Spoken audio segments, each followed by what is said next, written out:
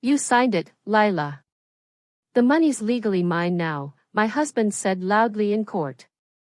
The clerk paused mid-sentence, then frowned at the bank report. Wait, this can't be right. I'm Lila Grant, 41 years old, American through and through. I work as a mid-level credit union compliance officer. My days fill with checking details, spotting errors others miss, staying quiet while I observe everything. I'm the steady one in my family, the person who handles all the paperwork, the logistics, the emotional heavy lifting. No one ever praises me for it. They just expect it. In my marriage, I trusted my husband with our finances. I thought partnership meant openness, no secrets. But I learned discipline the hard way after digging out of early debts years ago. I rebuilt step by step, nickel by nickel. My dream stayed simple: financial independence, real peace, security no one could snatch away. My family saw me as responsible but boring. Not ambitious. Not powerful. Definitely not someone who'd fight back. They overlooked me. I wasn't rich or glamorous. But I had something they didn't expect. I understood systems, rules, consequences better than anyone around me. Years in compliance taught me that. Small details trip up the careless every time. I noticed patterns others ignored. I waited. I prepared. They never saw it coming. If you've ever been the responsible one no one takes seriously, this story's for you. You know, quietly managing everything while others grab the credit. Subscribe if you've been underestimated for staying calm and practical. Share in the comments if you trusted someone with money and regretted it. Hit like or hype before we go on. The divorce hearing kicked off that morning. I sat there believing our assets would get a fair look. Sunlight slanted through the courtroom windows, carrying the faint scent of polished wood and stale coffee from the hall. My husband strode in confident, his attorney at his side. He slapped signed financial authorization documents on the table. She gave me full control to manage and relocate our shared funds for smart investments, he declared. I stared at those papers. I recognized my signatures, sure. But the context twisted wrong. He painted me as careless with money, emotionally unstable, financially naive. Lila never grasped real numbers, he said with a smirk. The judge leaned forward, eyes narrowing slightly. Observers shifted in their seats, sympathy tilting his way. My own relatives sat in the back row, avoiding my gaze. Heat rose in my cheeks as embarrassment spread like a slow fire. He pushed harder.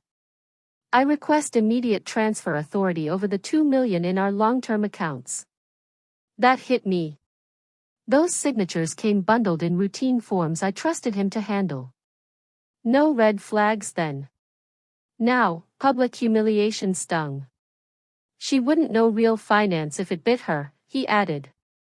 Laughter rippled softly. The court clerk got a late-submitted bank compliance report, requested automatically in asset reviews. My husband glanced at it, irritated but still cocky. The clerk took it, flipped pages, hesitated. Tension hung thick, like the humid air before a storm. Confusion crept across faces in the room. Something unexpected flagged up. Whispers started. I kept still, heart pounding against my ribs. My husband and his attorney started talking financial decisions like I wasn't even there. Lila's input isn't needed here, his lawyer said flatly. They spoke of me in third person, as if I'd vanished. My family nodded along, backing his leadership story. He's always handled the big stuff, my sister murmured. Betrayal cut deep. Then came the public insult. Her job's just paperwork, he scoffed. She deals with small accounts, not serious investments. Subtle laughter echoed again, louder this time.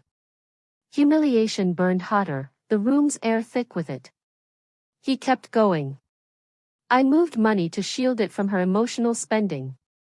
He flashed selective financial history, framing me as reckless. Sign this settlement now, he pressured mid-hearing. Tears pricked my eyes, but I shoved them down. I stayed observant. I fired precise procedural questions. Your Honor, does this align with Section 14B of the Asset Disclosure Rules? That slowed things. The judge noted my calm, sharp tone. My husband fidgeted, impatience cracking his arrogance. Let's wrap this, he snapped. Observers whispered the outcome seemed set. Family members leaned back, smug. But I saw the cracks. The bank report sat unopened. His confidence blinded him. I breathed steady, the faint tick of the wall clock marking each second. They treated me like nothing. I gathered facts silently. Every word they said built my case without them knowing. What they didn't know was this. Years in financial compliance drilled it into me. I never ignore irregular movement alerts. Quietly, months before the divorce filing, I monitored unusual transfers. I pulled transaction logs, time stamps, authorization trails. Layered transfers routed through shell accounts jumped out. I had a plan they never saw coming. I didn't confront him then. No drama. I waited for official channels. I filed an internal discrepancy report. That triggered the bank's automatic audit, running independent of our case. I knew the findings would hit court disclosure formally. Not from my mouth, but neutral authority. I braced for the humiliation. Proof had to stand alone. Cold certainty settled in me. They underestimated the quiet watcher. Months earlier, a former accountant from my husband's family company reached out. She'd gotten fired for questioning their irregular bookkeeping. Lila, I've seen this before, she said over coffee, voice low. The bitter aroma lingered as she sketched patterns on a napkin. Funds moved through layered accounts, just like mine. She confirmed his habits. Get documentation official, or it won't stick, she warned. She showed me how to trigger regulatory review without tipping him off. Her words validated me. I wasn't imagining the manipulation. Emotionally, she held space for my hurt. You're not crazy, she said firmly.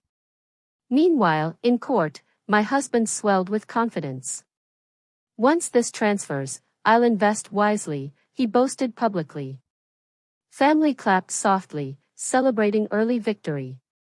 Tension coiled tight as the bank report sat unopened on the clerk's desk. The room buzzed. I felt the paper's weight from across the room. The clerk cleared her throat and read the bank compliance report aloud. Her voice rang formal, precise, devastating. Report identifies unauthorized transfer attempts. Layered routing patterns detected. Financial restructuring inconsistent with signed authorizations. Gasps rippled. The report nailed it. He tried moving funds through accounts not tied to marital assets. The judge cut in sharp. Clarify these timestamps. Husband's attorney paled, papers shaking in his hands. I stayed silent as evidence unpacked. This is nonsense, my husband barked, face reddening. Clerk pressed on. Transactions linked to personal login credentials. John Grant, 10:47 p.m., account 4782. Courtroom flipped.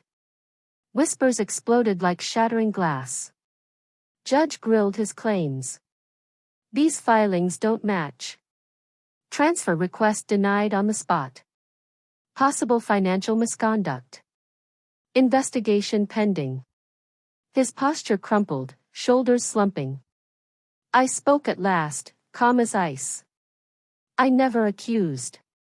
I just let verification happen. Power reversed. Truth came from the institution, not my emotion. Cold justice filled the air. Court ruled I keep full control of the protected accounts. My husband faced scrutiny over those attempted transfers. Family scattered, eyes down, arrogance gone. Quiet relief washed over me, not triumph. I walked out without a word. Dignity stayed mine. Patience protected me more than anger could. Financial independence locked in, legally, emotionally. The marriage damage ran deep, but clarity brought peace. My strength stayed precise, never loud. They thought silence meant weakness. But sometimes silence is just the sound of evidence waiting to speak. If you faced financial betrayal from someone you trusted, you get it. That humiliation when they act like you don't know your own money. Share below, did someone try to manage or move your money without consent? Documentation and patience are power. Build community support for independence. Click hype to spread this to others who need it. Your story has power. Subscribe for more real tales of standing up to betrayal. Share your journey in comments, heal through connection. Every hype makes someone feel less alone. Thanks for listening, you're part of this community now.